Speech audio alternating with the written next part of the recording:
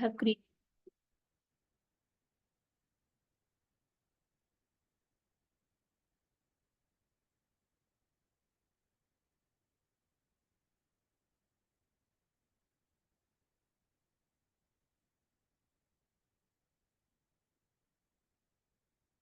This project is created here. Okay. In this, you can see the JRE and the SRC folder. Inside the SRC folder, right click the SRC folder, then create a new. You can directly create a package or class also. Okay. If you are directly creating a class, you have to specify the package name here.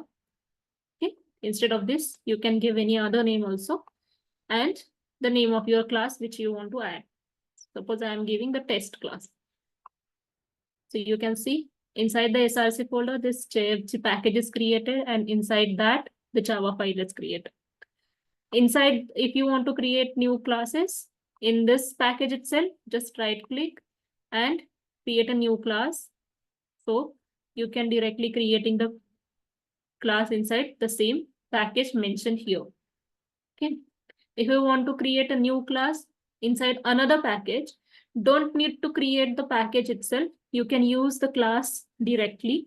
You can change the package name and you can change the name also of the class and create it. So automatically, whenever you are mentioning the package name, that class is automatically created inside that package also.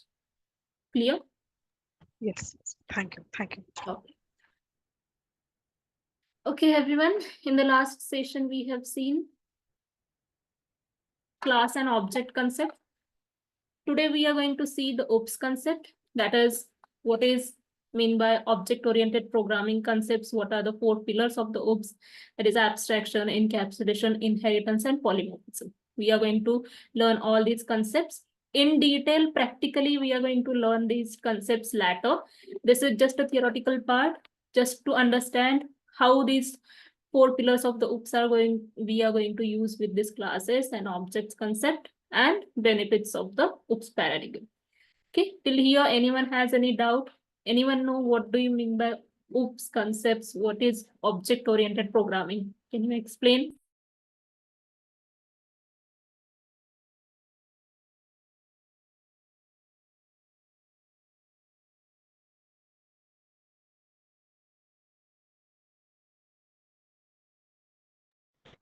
We are defining the relationship between the class as well as object. So using the inheritance, abstraction, encapsulation concept, we can do a lot of implementations through which we can communicate very easily.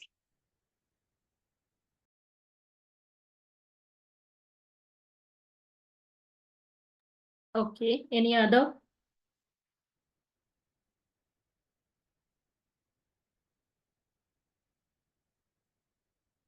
No one knows what object-oriented programming means. So basically, object-oriented programming, everything is object, you know that, and Java is object-oriented based on the object-oriented programming principles. So here, the principles are nothing but in previous languages, there were only encapsulation, polymorphism, and inheritance concept was there. But in Java, abstraction pillar is added, that is property is added, programming principle is added in the Java programming. Okay. So object-oriented programming principles, one by one, we are going to see. The first one is abstraction. So what do you mean by abstraction? Abstraction means it is nothing but hiding the unnecessary details and showing the only important part. So what does that mean? You know, ATM. You go to the ATM, you just enter your card, ATM card, enter your PIN, select the operation you want to perform, that is withdrawal, deposit, etc.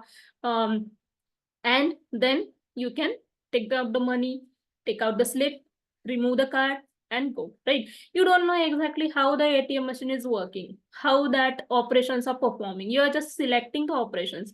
You are just clicking the buttons. You are not telling the machine how it should work, right? So this is nothing but the first example of abstraction, ATM machine. We don't know how internally the ATM machine is working. It is showing you only important details, which is required only to show. Okay, so the similar pattern in programming also, we can perform these operations. That is nothing but hiding the important things and showing only necessary details.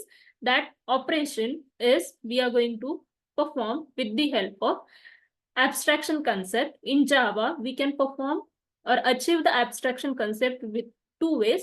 First is using the abstract classes. Second one is using the interfaces. Abstract classes, we say it as a abstraction achieved using abstract classes are partial abstraction, and using interfaces, it is a full abstraction. Okay. Second example of the abstraction is nothing but the coffee machine.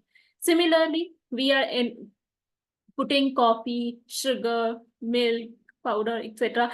into that coffee machine. How internally it is mixing all these ingredients and giving your coffee or tea, you don't know, right? Similarly, this is nothing but the example of abstraction, because we don't know how the internal working of coffee machine. The same thing, we are hiding the certain details and showing only essential information. That is the abstraction paradigm or abstraction principle of object-oriented programming. First property, and we can achieve this abstraction in Java using two concepts, abstract classes and interfaces. Okay. Then next one is encapsulation. Okay. Whenever we are wrapping up the code and data together, that is nothing but the variables, methods together, we are encapsulating into one entity, or we are considering it as a single unit. That is nothing but the example is class. We have created a class, right? We have created a class yesterday named student, and in that student class, we have mentioned some variables, we have added some methods. So these are the thing, but we are encapsulating few details, that is variables, data, and code together. Code is nothing but we say the methods, behavior together. Okay, you also can say the properties and behavior together, fields and behavior together. So we are encapsulating it as an referring as a single entity or single unit. This is nothing but a single unit, right? So we are encapsulating the data inside this. That concept is known as encapsulation. Okay, a mechanism of wrapping the data and code acting on the data methods together as a single unit. Okay, so example is class. The variables of the class will be hidden from other classes and can be accessed only through the methods of the current class. Abstraction hides the functionality and encapsulation hides data. Okay, so how to perform the encapsulation, how can we achieve the encapsulation, that programmatically we are going to see. So basically here for the encapsulation content, we are going to use private data member.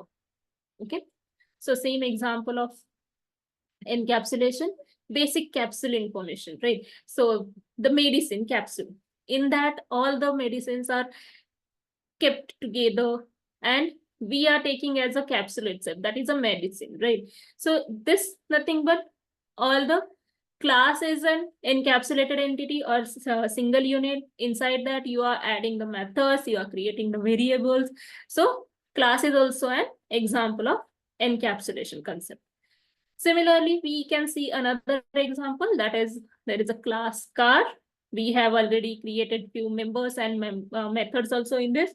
So this is car is encapsulating all these things, nothing but we have created it as a single unit. Okay, so these are examples of encapsulation. Encapsulation is for encapsulation I can explain more also. Suppose there are two departments. Okay, suppose there are two departments in a company. One is the sales department and one is the finance department, right? So in the sales department, you want some information from the finance department, or the finance department person wants some information from the sales department. How the sale is going, how much they have did the sale, etc. Information they need from the one guy from the sales department, right? So we cannot directly access the data of the sales because it is confidential, right? Which is only limited to the sales department. and the finance department will never have this access directly to the sales data, right? So they need one intermediator or one representative who has the authority, right? So the finance guy will ask to that sales department guy, and they will take in correlation, they will exchange the data, right? This is nothing but we are going to perform in this way the encapsulation part also. Practically, we are going to hide our data. These are the details of our car, okay, like model, speed, engine, speed limit. These are the details of my car, and I am saving these details. I don't want to show these details to the other departments similar to this, okay, or other car members or anything. Then I will make all the fields as private members, so that we are hiding our fields, we are hiding our data. These data will only accessible to these methods or these members of the same class. So these members, we are basically hiding the data from the outside world, which is only accessible to this car, okay? Same example, which I have explained, that is the finance department and sales department data. Sales department cannot access the finance data. Finance data department never access the sales data. We need some intermediators or the representatives who will exchange this data according to their need, okay? This is how the encapsulation we work in our Java. In Java, we achieve the encapsulation with the help of private data members and creating a class with private data members. And to access these private data members, we need some public methods, okay? Because these members should be accessed only through the same class, but from the outside of the class, we need to access these members. Then we need some methods which are public, okay? Practically, we are going to see this in the next session, okay? That means in the next module. Then next is inheritance. Basic example of the inheritance is nothing but we are inheriting some properties from our parent, right? We are inheriting, we always say that we are inheriting the members, some properties from our parents, and the parents are inherited our the properties from our grandparents, right? So similarly, in inheritance, we are simply inheriting the properties of parent to child, okay? So same inheritance concept we can achieve in the program also, in the Java programming, the next object-oriented paradigm. And this we can achieve with the help of different types of inheritances, okay? So the same characteristic is there, that is we are inheriting the properties from parent class to child class. Example, if we are creating any animal class, we can inherit, because these two, dog and cat, these are animals, right? We are creating two different classes for the dog and cat, but these two will have some common properties like color, name, or breed, etc., right? So these common properties you can add in the animal class, which will become your parent class for dog and cat class, okay? So this is nothing but we are creating inheritance in Java.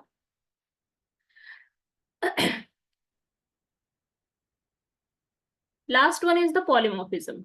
Polymorphism concept is nothing but achieving one thing with multiple forms, you can say. Okay, one thing with multiple forms. For simple example, we can always say water.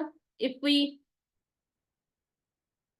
make it a ice cube, if that is solidifies, then we can create an ice cube. In normal terms, it is a liquid form. If we put it on the gas, it evaporates, right? That is again into the as a gas, it will evaporate, right? So it is changing its form. Similarly, if any button, okay, you can consider any computer on off button or any other button which is in your home, okay? Any appliance, for any appliance we have a button, right? It has two operations only, on and off. If you are switching on, suppose I am switching on the fan, I am switching off the fan, right? So that the button is internally performing some operation, on and off. We are simply pressing one button. Okay, so the same thing here is polymorphism. The button is acting in multiple ways. Similarly, according to this, the example is water, the any on off button. Okay, you can consider human behavior also, because it is also the real-time example of human behavior also changes according to the need. Okay, so in Java, we can perform these operations, or we can achieve this polymorphism with the help of two concepts, that is overloading and overriding concepts. So polymorphism is nothing but one thing, and it one thing acts as a different forms or multiple forms. In example, I will also give you one real-time example, that is potato. We use potato for preparing multiple items, right? We can use the same potato with multiple items for burgers, for chips, or French fries, anything. The potato is same, right? But we are using it in a different forms. Same thing in overloading and overriding concepts.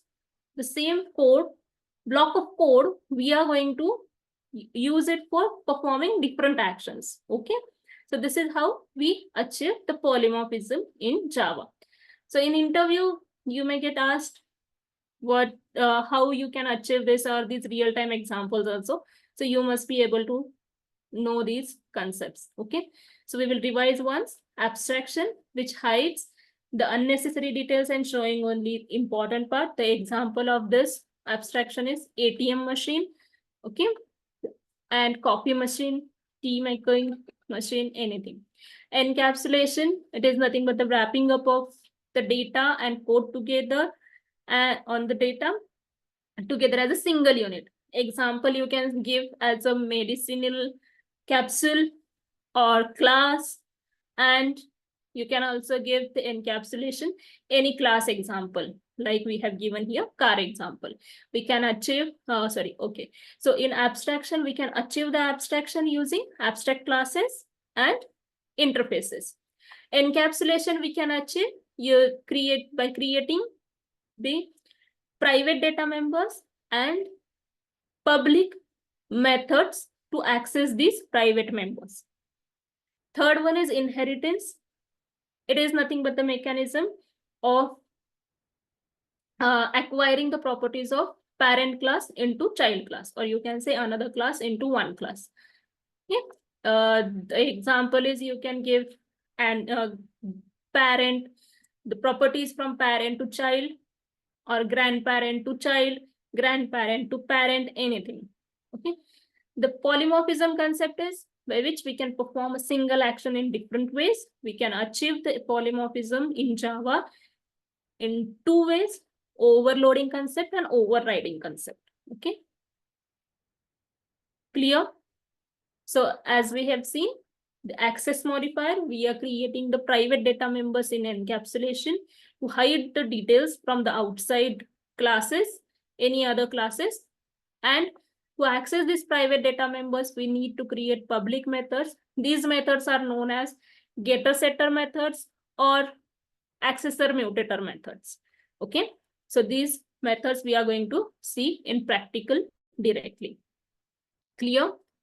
Now the most important question is, what is the difference between encapsulation and abstraction? So the first difference is abstraction always hides the functionality and encapsulation hides the data. Okay, so we are protecting the data as a single unit. Okay, we are creating it as a single unit and protecting the data from the outside world. In abstraction, we are hiding the unwanted data and giving only relevant information to the user. Because as a ATM user, you don't need to understand how the ATM machine is connecting to your bank server, how it is finding out your bank details, how it is finding out the balance, and how it is performing this deposit and withdrawal operation, right? You don't need to do that. You just need to, as a user of that application, or as a user of the ATM machine, you just need to perform the operation. I just need to withdraw 500 rupees, 1000 rupees, whatever it is. Okay, I just want to complete that operation. I don't need a whole information how it is working internally and all. right? So that is why ATM machine only shows you the information which you needed. Abstraction solves the problem in design level, because of abstraction always we use for the designing purpose, and encapsulation always solves the problem in the implementation level, because while implementing we need to save or protect our data. So for example, your Gmail account or any email account, okay, so you are giving email addresses to everyone, but you are not sharing your passwords. Similarly, you are sharing your bank details, bank account number. You are not sharing your app, other details like net banking password and all. We are protecting these things because these are important, right? So similarly, while doing this programming in encapsulation, you need to identify which fields should be protected from outside world or from the other classes, and those members should be declared as private. Okay. Abstraction lets you focus on what the object does instead of how it does. Okay. What the object does, what is the object is doing, how it is performing, instead of how it does. Okay. Then encapsulation means hiding the internal details or mechanism of how an object does something. It is hiding information. That is nothing but it is hiding the mechanism of how the object is working, how the data is stored, how the information is retrieved. Okay. Abstraction is actually what the object does. That means that object, that ATM machine, your ATM card, what it is doing, that it will focus, instead of how it is working, that it will not focus. Okay. Abstraction is always outer layout used in terms of design, as I already explained. It is a design level. For example, outer look of mobile phone, like it has a display screen, keypad buttons to dial a number. Encapsulation is inner layout used in terms of implementation. For example, inner implementation detail of mobile phone, how keypad button and display screens are connect to each other using circuits. That is the part of the encapsulation. These are the main differences between abstraction and encapsulation. Okay. Till here, anyone has any doubt? Understood all these programming paradigms? Object-oriented programming paradigms. Complete Java is based on all these 4 principles. Okay. If you understand these 4 principles, you will perform any programs, but still other things are also necessary. Clear? Anyone has any doubt in this?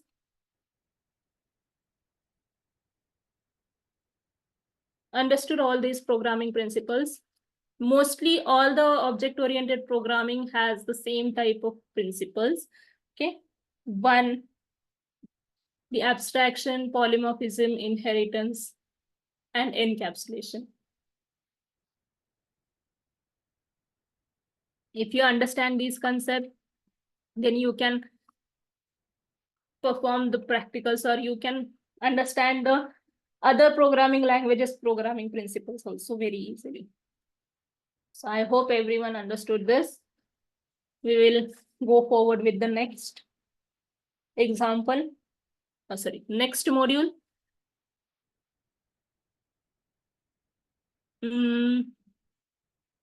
Not actually, but I will explain.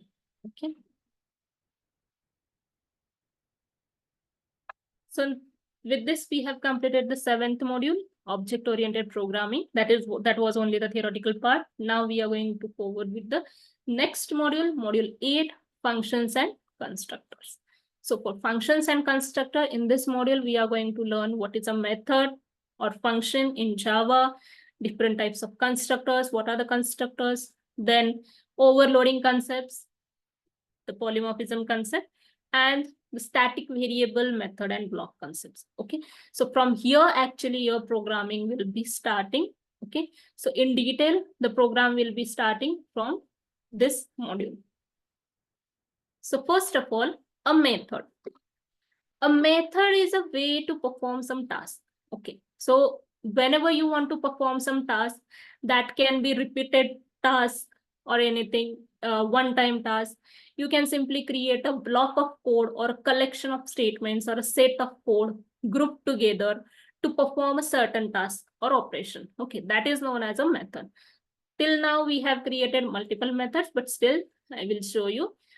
Basically, we have created the main method, which is the starting point of our application. Always the main method you need to include. Okay. So this is nothing but a block of code. Whatever the operation you want to perform, you just need to add inside this block of code. Similarly, in this class, we have created this void display method. This is nothing but the block of code. The curly braces are nothing but the block of code. And we have added some details or the statements inside this block. This is called a method. It is used to achieve the reusability of code. Whenever you are creating any method, it can be always reusable. So create a method in such a way that that should be reusable. Mostly we write the methods to perform the reusability operation itself. For example, I want to do the addition of two numbers. Then addition of two numbers, we can perform with the help of two numbers in the main method. But suppose I want to perform this operation multiple times. Rather than writing the same number, same statements, the code, I will put it into a method so that we can just call that method and reuse the code for performing operation like addition. Okay, we write a method once and use it many times. That is the main purpose of writing a method. We do not require to write code again and again. It is also provides easy modification, readability of code just by adding or removing chunk of code or lines of code. Okay, the method is executed only when we call or invoke it. Whenever you are calling a method, so this main method gets automatically called by the JVM. JVM is responsible to call this main method. We are not calling it. Okay, it gets called by the JVM itself to execute this particular example or application. But we are calling a method in this way with the name of the method and the round brackets. This is the signature of a method, right? So we are calling a method by our own. Whenever we are calling a method as a programmer, then only that method gets executed or will get invoked. Okay, otherwise it will never get invoked until and unless you will call it. So basic method syntaxes, access specifier, then the return type, method name, parameter list, if any, this is optional. Okay, access specifier by default is default itself. If you want to provide any other like private, public, protected, anything, you can add that. Return type, you have to give return type. You have to mention the return type always with the method declaration. And after this, the body of the method, curly braces, we are adding the method signature, method body. That means the lines of code which you need to perform after whenever you call this method. This is known as method header and this is known as method signature. Okay, this is method signature and this is method body. The complete is known as method declaration definition. Now, there are two types of methods, predefined methods and user-defined methods. Predefined methods are the methods that are already defined in the Java class libraries, is known as predefined methods. For example, we have seen the toString method, main method, then next int method of the scanner class, next method of the scanner class, right? All these are predefined methods. So these are also known as standard library methods or built-in methods. User-defined methods, the methods which are written by the user or a programmer is known as user-defined method. These methods are modified according to our requirement. Okay, for example, in yesterday's example, we have already created display method. Okay, this display method is user-defined method. Okay, we have created this method with some lines of code. This is a user-defined method. Okay, so there are two types again in the user defined methods, instance method and static method. So yesterday, which we have created is the instance method. Why? Because these methods will get memory allocated once we create the instance of this class. That's why these methods are instance methods and gets called only by the instance of that particular class. That means object of that particular class. Okay. Static method we are going to see in this session itself. That means in this module itself. Okay. Now we can declare the methods in 4 different ways. One by one, we are going to perform the practical also. So here,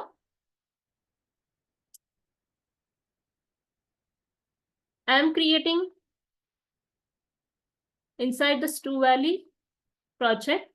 I am going to create a new module package. This is a module 8. Okay. Module 8. In this module 8, first, we are going to create a class, classes, method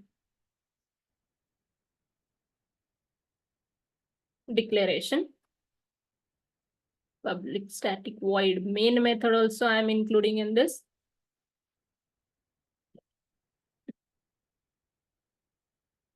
Now in this class, first type of method is no return type, no parameter. That means the method which will not have any return type and no parameter. So whenever you want to, this method is not going to return anything, you always have to mention the void keyword, because the void is used to inform the compiler that this method is not returning anything, similar to this void main method, because the main method is not returning any value. Okay. The first type here, no return type, no parameter. So first method we are going to create. This public is used as a access specifier. If you are not mentioning, the default will be there. Public void display method I am creating, not providing any parameter to this. Okay, empty brackets, no parameters. Inside this, I am simply using system.out.println statement, display method called. Okay, this is first type of method, no return type, no parameter. To call this method, you have to create the object of this method declaration class. Now you will say that, ma'am, this is in the same class as the main method. Then why we need the object? Because this method, whenever you are not mentioning any static keyword with this method is becoming instance method. Okay, so this method is an instance method, and unless and until you create the object of this class or instance of this class, the memory will not get allocated to this method and you will not be able to call it. Okay, that's why we have to call this method with the help of object of this class c.display. Okay. When we learn the static part, then that time also I will explain in detail. This is the first type. Second type of method is no return type but with parameter. Okay, यहाँ पे we are going to provide the parameter to the method. So same method, that will also be the instance method. Same method I will create, but I will provide the parameter to this. For example, string s, and I just want to display that string received as a parameter. Received text is equals to, I will append this s variable. Okay, s operator. So this display method, I will change it to show. Show. Okay, this parameter is nothing but we say it as an input to the method. Okay, this is the second type, no return type, and no return type with parameter. Parameter is also known as argument, also known as input. Okay, input to method. Okay, so parameter means it is also known as argument, also known as input to the method. This is nothing but we are providing input to this method. So this string s has a local scope. This is nothing but the local variable. Okay, s variable is local variable. We cannot access the s variable outside this particular method. Okay, this s variable is local variable. This is again the instance method. Now to call this show method, again we can use the same object. You don't need to create the multiple objects. You can use the same object because we are writing the different methods. And you know that we yesterday saw that each object will have its own copy of members, all the members, variables and methods. Okay. This is an example of second type of method. No return type with parameter.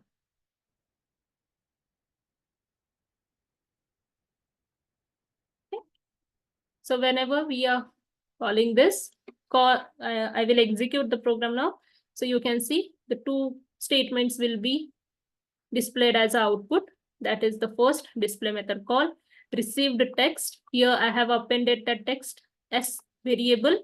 So whatever the data we are passing as a parameter to this is the method call. Okay, we are calling a method. This is a method call. We are calling a method. So whose method we are calling? The method of this object. Okay, C object.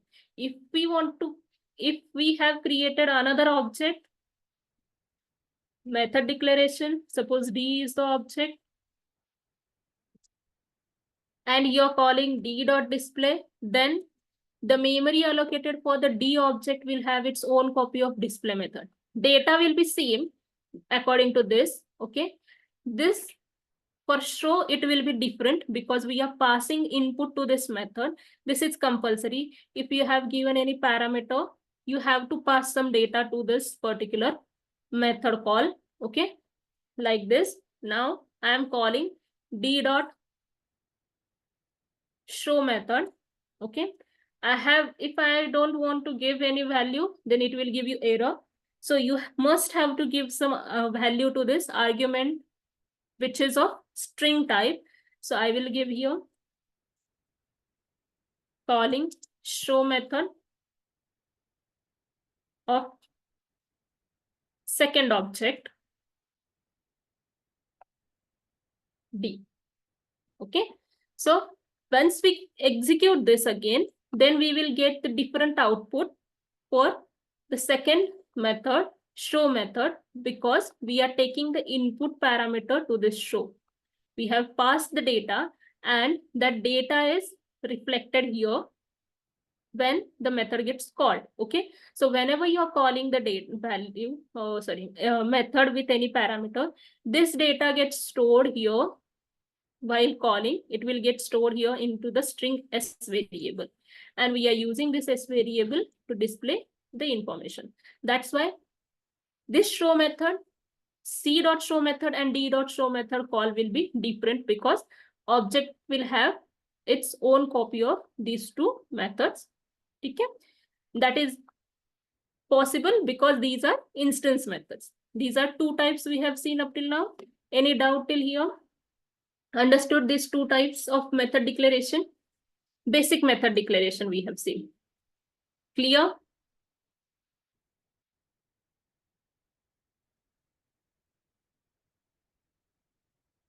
Okay.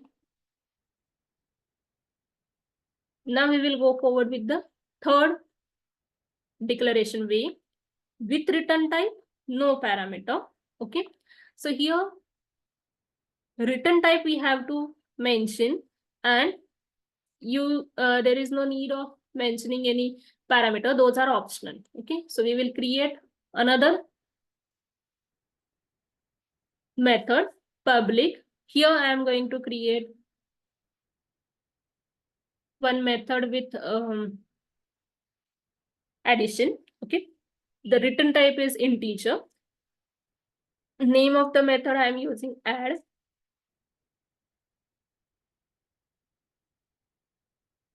So this add method, we are adding, providing from void, we have changed it to integer. We are providing here the primitive type. Okay, you can provide the wrapper classes also. When you provide the wrapper classes name, that is also fine. So this return type is nothing but the what this method is going to output, what this method is going to return the value, what this method is going to give as output. Okay, so that is we specify what type of data this method is returning, outputting. Okay, that type you need to mention here. These are always primitive types or wrapper classes or objects, object of any class also. Okay, anything you can provide here according to the data types we have seen up till now. Okay, user defined class name also you can give, arrays also you can give, anything, return type can be anything. So here public int add, that means this method is going to return the value which is in the integer type. So I will add here return statement. Whenever you are mentioning any return type, void, whenever you are mentioning void, we are not adding the return statement. But whenever you are mentioning any return type, you need to add the return statement as the last statement of your method, because it is going to return the value. Once this return statement encountered, your program immediately return to its base call. Okay, base address. That's why after return statement, if you are writing something, it will never gets executed. It is always the unreachable code. So here I am going to return 45 plus 60. Suppose you thought that write down something here, system.out.println, it will always give you the error unreachable code, because return statement should be the last statement in your method or anywhere wherever you are writing. It method mein hi hum likhte hain most of the time. So it should be the last statement of your method, because after calculating the value, this value will be returned to the method call. Okay, this value will be returned to the method call. So where the method call memory is allocated for that particular class object related, memory is allocated, and from where we are calling this method, those addresses are different. Like this object is created, this display method is, we are calling from the main method. Okay, as per the line by line execution, this display method gets called, but calling address is different. As per the line of code, this instruction is written on this different address, and the memory is allocated for the display method is different. Okay, so whenever you're calling, the internally JVM always go to that particular address, read the statements, and replace the statements with this display call. Okay, so internally all the statements from other instructions, whatever the instruction you are giving here, that is method call, will go to that address and call the method and come back again to this line of code.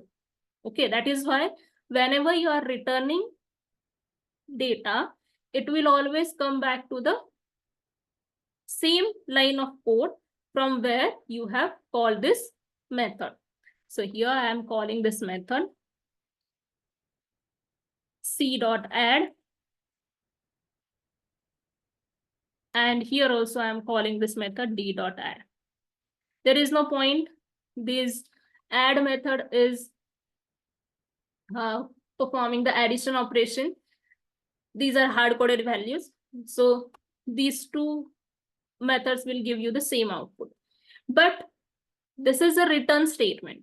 Okay, this method is returning integer type of value. So this integer type of value, whenever you're calling a method, we will not get any system.out.println statement because we have not written anything inside this block of code, right? So we will not get anything. If you want to see the output, if you want to see what this method is returning, you need to create a variable to store that returned value here. So this method is returning integer type of data, right? So here we will create one variable a, which will hold the returned calculated value into this a variable. And then you can display system.out.println, or you can perform other operations which you want to do. Addition is equals to a. Okay. This is for the first object. For second object also will be the same because these are hard-coded values. The values will be same for second method call also. But here, if I am not providing any variable name, the method will get called, but you will not get any output like this because you are not adding any system.out.println statement. Unless and until you will not display that, you will not get the output on the console. Method will get called. ठीक है, it is always not necessary कि आपको output console पे दिखाना है कि नहीं. That is totally depend on you.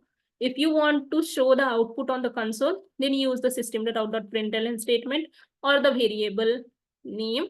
But if you don't want to do that, not required, you can simply give a method call. The method will get called, but you will not get any output. Okay. In another way, you can use this pay also. You can create a separate variable and use that variable in future code if you want, or you can simply use the same statement of method call in your system.out.println statement. That is also possible. When it is possible, whenever this method is returning anything. Okay. So this method is returning integer type of data. So we can append the integer type of data in the system.out.println statement. So you can add that method call in the SOP statement as well. Okay. This is the third type of method declaration with return type. No parameter. Okay. We will execute this and let's see the output. We will get the same output for the both method call. Addition. Okay. Now, last type or way to write down the method is with return type with parameter, where we can give some return type as well as we can give some parameters or input to the method also. Same add method we can write in the fourth way with return type with parameter.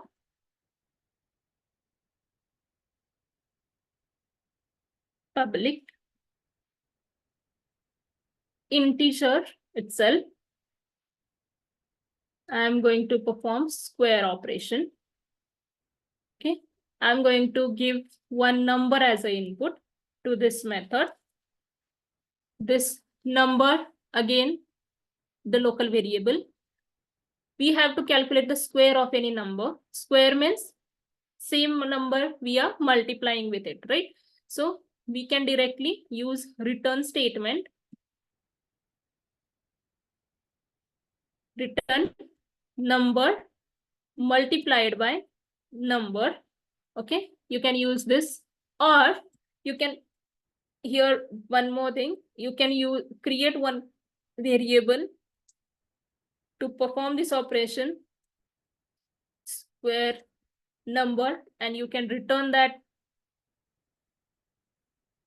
return s variable also. Okay, this is also the code you can perform, but simply we are rewriting this code in a single line of code, that is using the number into number, and we are returning the calculated value.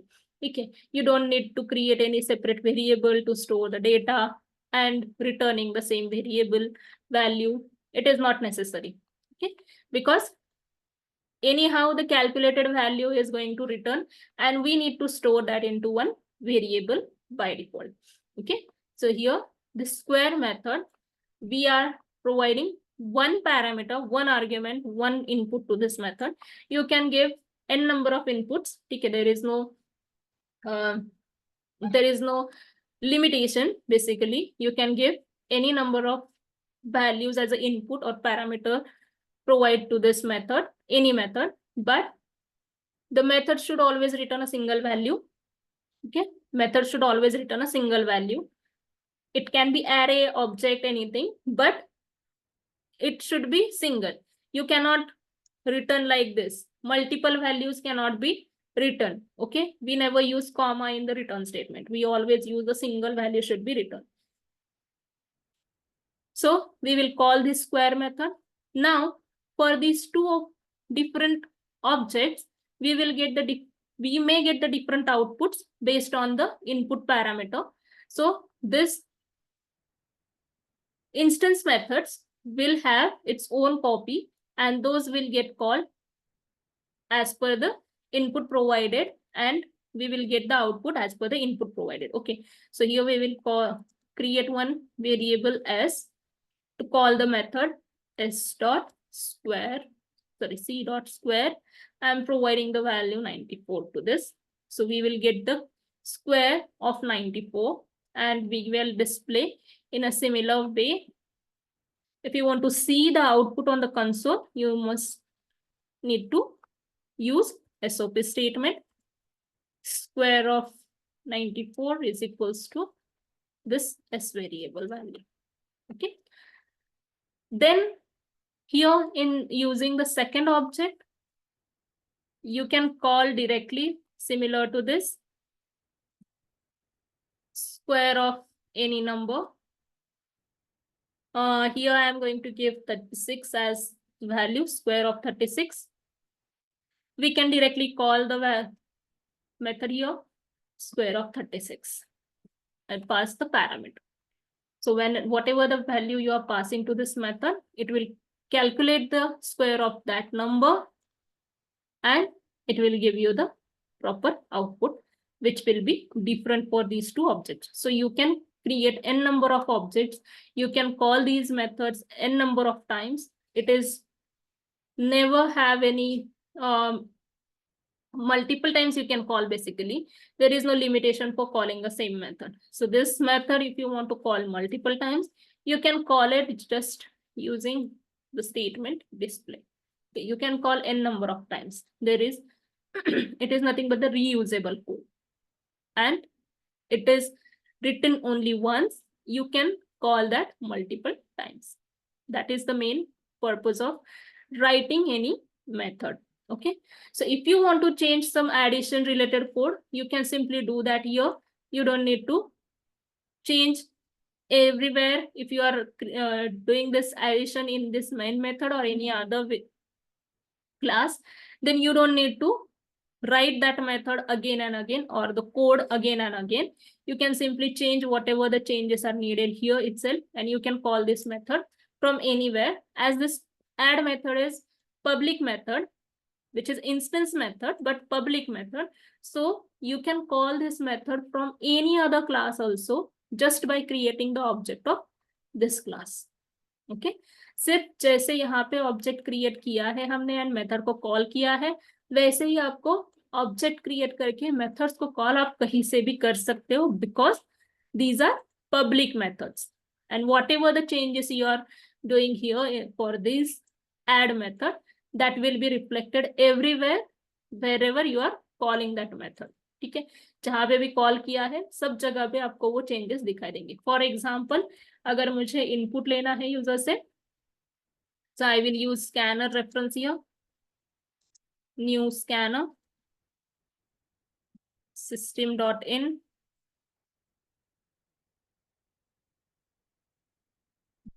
and I will take the input, two inputs from the user, system.out.println statement. Suppose I am writing enter two numbers, and I'm directly adding those here, sc.nextInt and sc.nextInt.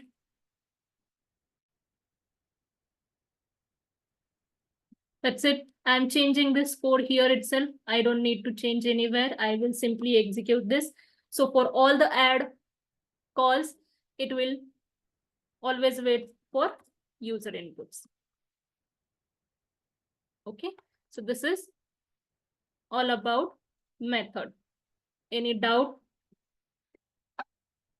Anyone? Clear? These are 4 different ways for declaring any method.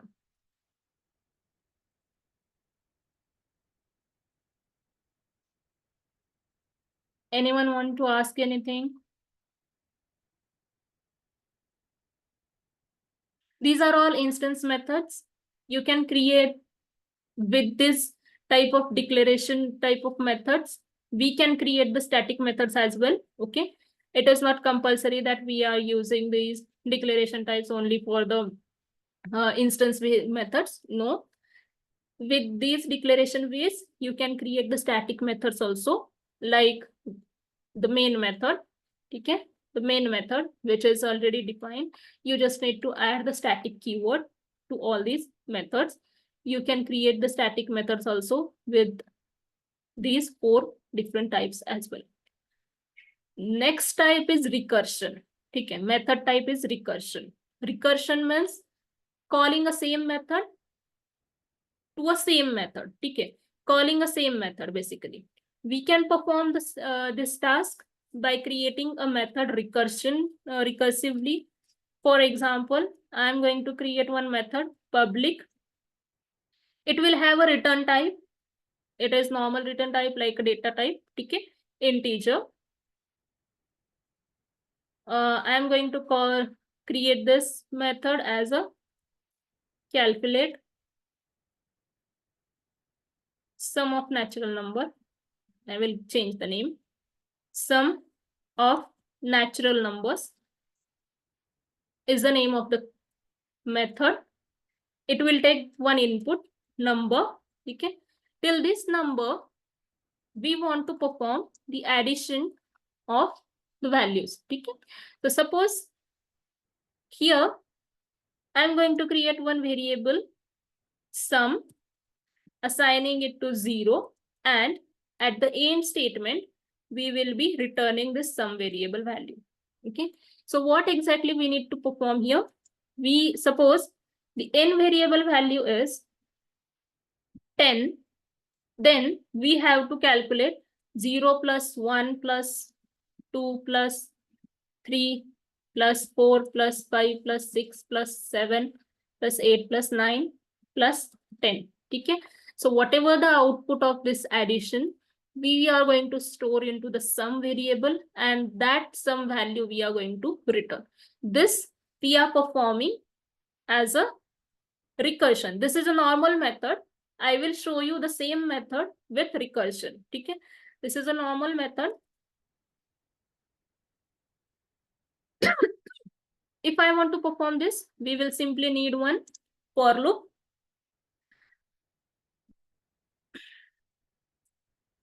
There is no array basically. We are going to perform this iteration till n variable.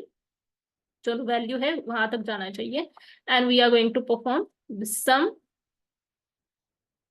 plus equal to I. Okay. Because I value is going to increase from 0 to this value. Okay. So we are returning this sum, which will be assigned the value 0. If you are not assigning it, it will may take garbage value also. Okay. So with this, we are calculating from 0 to n numbers का addition करके हम यहाँ पे return करेंगे with this variable sum. Okay. So I am calling that method here in D variable, sum of natural number.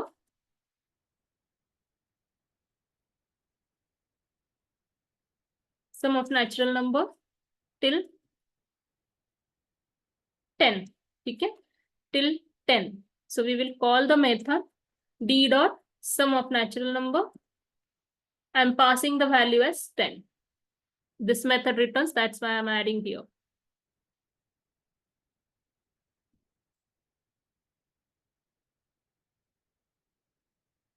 So you can see the sum of natural numbers still from 0 to 10 is 55.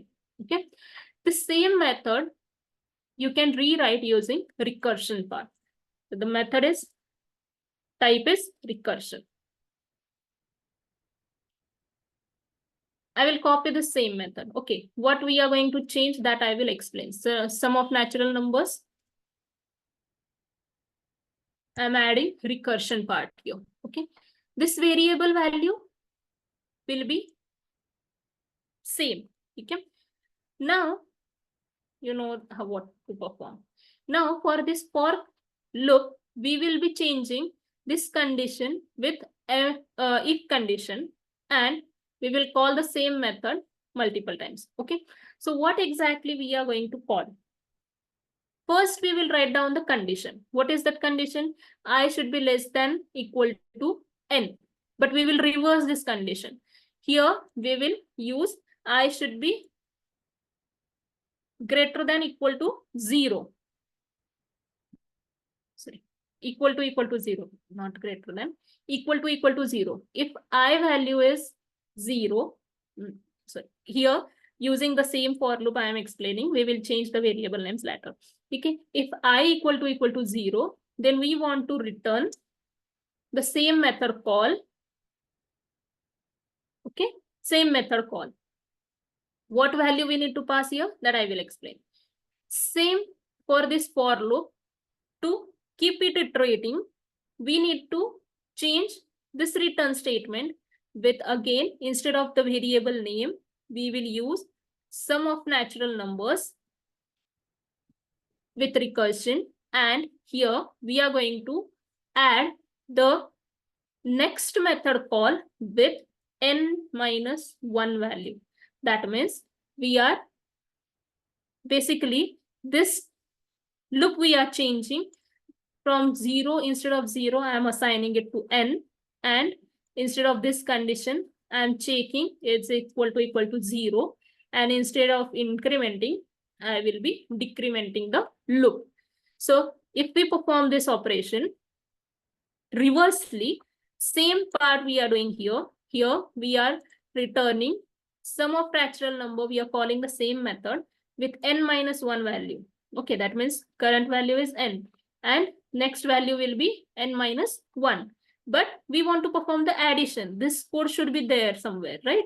So we are using the n variable plus sum of natural numbers of recursion n-1. This should be the return statement when if this condition fails. What condition fails? I equal to 0. Instead of this, we are changing n equal to 0, because we are going to perform on the same n variable. And the return statement will change for this condition will be 0. We don't need this variable name. That's it. Okay. So if n variable value is equal to 0, we are directly returning 0 as the value. Else, if it is not 0, then we are using the same variable value and we are calling the same method from that method itself with decremented value. Okay. So this is the recursion. Here, this base case, or you can say base condition is most important to stop the recursion. जैसे कि loop will go into the infinite loop because of the condition or increment decrement operators. Similarly, here if this condition fails, this method will go into the recursion, infinite recursion. It will never stop. So if you want to call this, this will be same.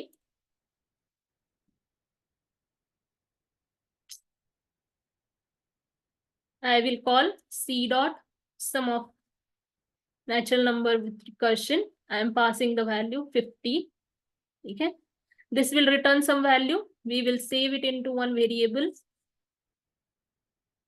And we will display that system.out.println statement. Sum of natural numbers recursion.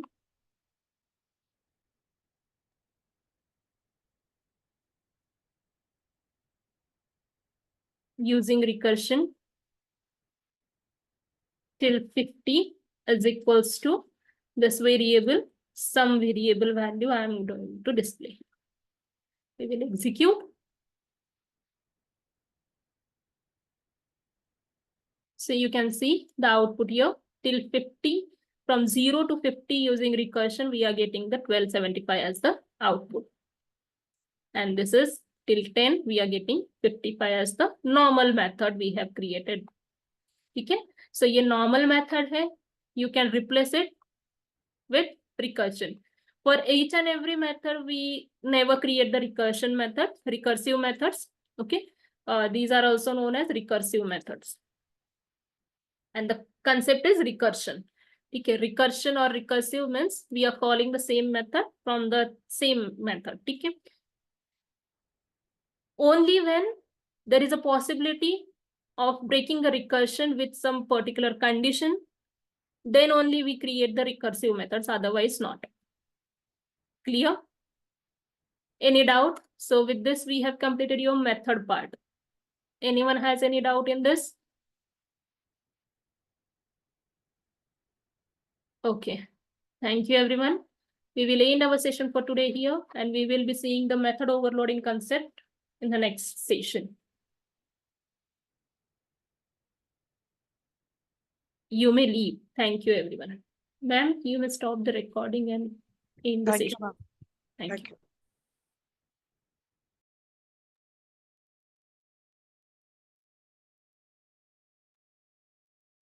Ma'am, you may stop. Can we end the session, ma'am? Yes.